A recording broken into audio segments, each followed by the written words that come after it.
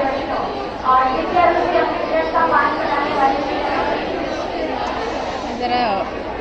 आज मैं आप लोगों को सेकेंड लैंग्वेज में जैसे आप पढ़ते हैं हिंदी, उर्दू, अरबी, तमिल और मलयालम, पांचों लैंग्वेज के बारे में बताऊंगी कि आपको कैसे क्या करना है, ठीक है ना।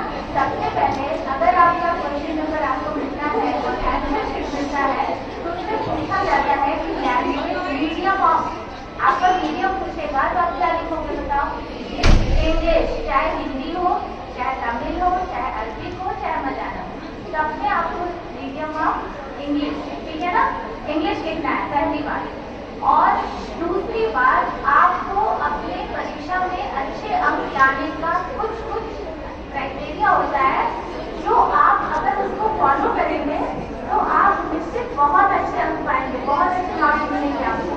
पर देखो, पढ़ने को तो सारे बच्चे पढ़ते हैं और सब बच्चे लिखते हैं, होता है ना। कभी आप डिबेट बोलने आते हैं तो सारे बच्चे अच्छा डिबेट बोलते हैं, पर उसमें से किसको मिल जाता है, क्यों मिलता है, तो कुछ आपको एक्स्ट्रा एफर्ट देना पड़ेगा अपने एजुकेशन से।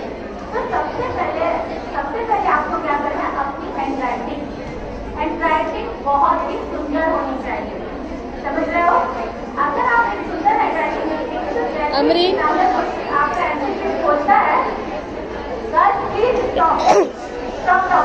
कोई बातें नहीं करेगा, सभी के लिए बोल रहे हैं, ना कि बस मैं हिंदी के लिए बोल रही हूँ बल्कि सभी सब्जेक्ट के लिए बोल रही हूँ।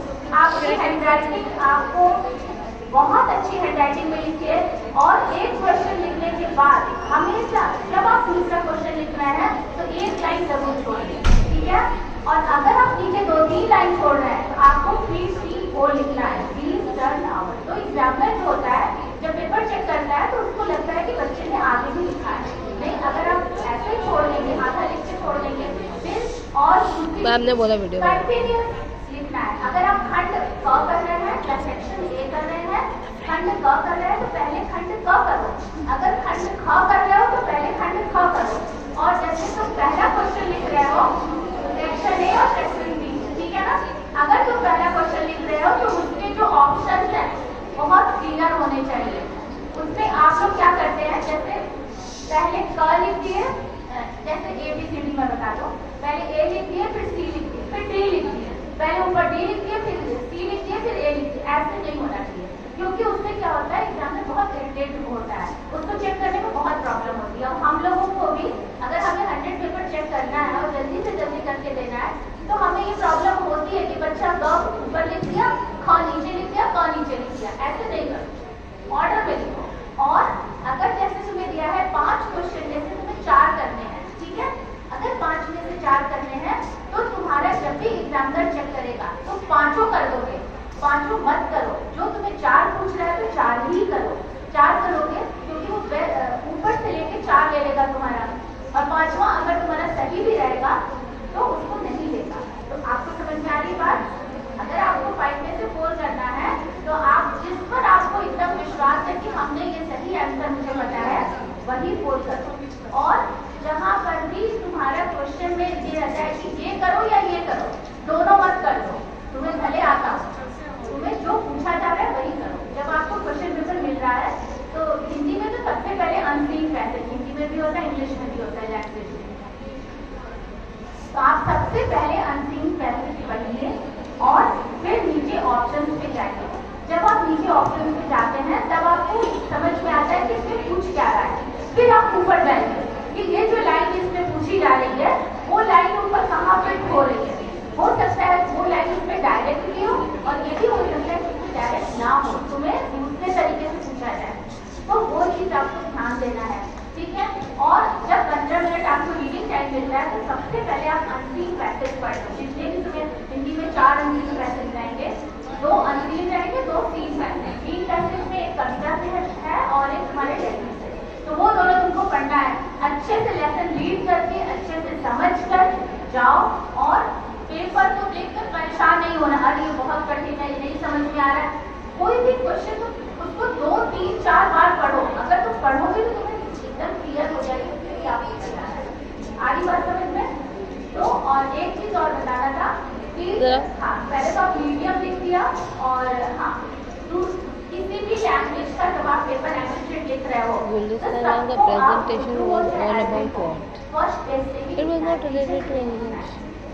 आई बात समझ में बोर्ड एग्जाम में जो है हिंदी में आगे से ही सारा कुछ क्योंकि एग्जामिनर को चेक करने के लिए रहता है।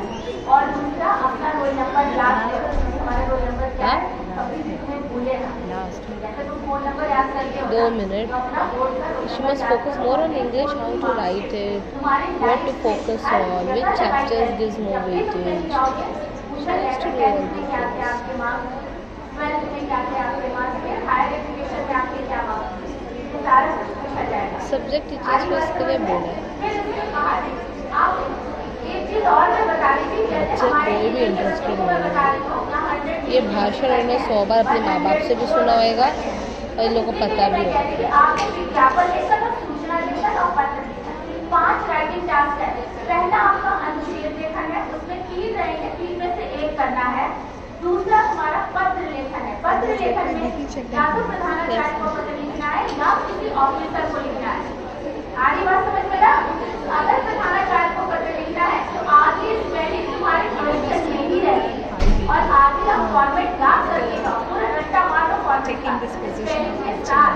कभी तो प्रधानाचार्य की स्पेलिंग गलत है, सूचना की स्पेलिंग गलत है, कुछ बना कर लिख देते हो क्योंकि क्वेश्चन में वही रहता है। और अगर कुछ और भी प्रॉब्लम हो रही है तो हमारे एक्शन शीट में मिलेगा, इंग्लिश में रहता है, इंग्लिश में लो इम्यूनिटी है, और हिंदी में भी रहता है। मेरा भी लो इम्यूनिटी बहुत लो और अगर तुम्हें गलती हो तो वहाँ से जाकर आप देख सकते हैं। तो और विज्ञापन के लिए बॉक्स बनाना है, विज्ञापन के कुछ ऐसे शब्द जो है उनको स्पेलिंग के साथ याद करो, जैसे आपके शहर में नया धमाका, 1 पर 1 फ्री, ठीक है ना, 1 पर 1 मुफ्त पाएं, रुपए की स्पेलिंग, ठीक है ना, मोबाइल नंबर की स्पेलिंग, ये सारे स्पेलिंग याद करोगे तो विज्ञापन लिखने का भी मार्क्स आपको मिल जाएगा। मुझे मजा आती थी विज्ञापन लिखने। ज़्यादा मैं आपको एडवर्टाइजमेंट और लास्ट में आपको कहूँगी 1-2 लाइन याद करो। विज्ञापन पता कैसे होगी, जैसे साइड टेस्ट गणमति होती विचार कहते हैं, आप प्रयास जानते हो ना, प्रैक्टिस कभी ऐसे कुछ बोलते हैं। अगर आप प्रैक्टिस करो तो मुल्क भी विद्वान बन जाता है, पता है कि नहीं? वैज्ञानिक वैज्ञानिक गणमति होती विचार कहते हैं कि अगर आप प्रैक्टिस करते रहोगे तो मुल्क भी विद्वान बन जाता है। जैसे कालिदास एक मुल्क व्यक्ति था पर वो विद्वान बन गया था। कैसे? उसने बहुत अभ्यास किया था, शास्त्रों को पढ़ा था, सब कुछ पढ़ा था और कालिदास जैसा मुल्क वो था ही नहीं और वो उसने 30 बड़े ग्रंथों की रचना कर दी थी। अभी वेद अभिज्ञान शब्द से लघु अच्छा तो कालिदास की कभी स्टोरी कहो जो पी रहा हो तो मैं सुना दूंगी, पर आज कभी समय नहीं है तो आपको आगे आने वाली परीक्षा के लिए आपको ढेर सारी शुभकामनाएं और परीक्षा पत्र लेके अच्छे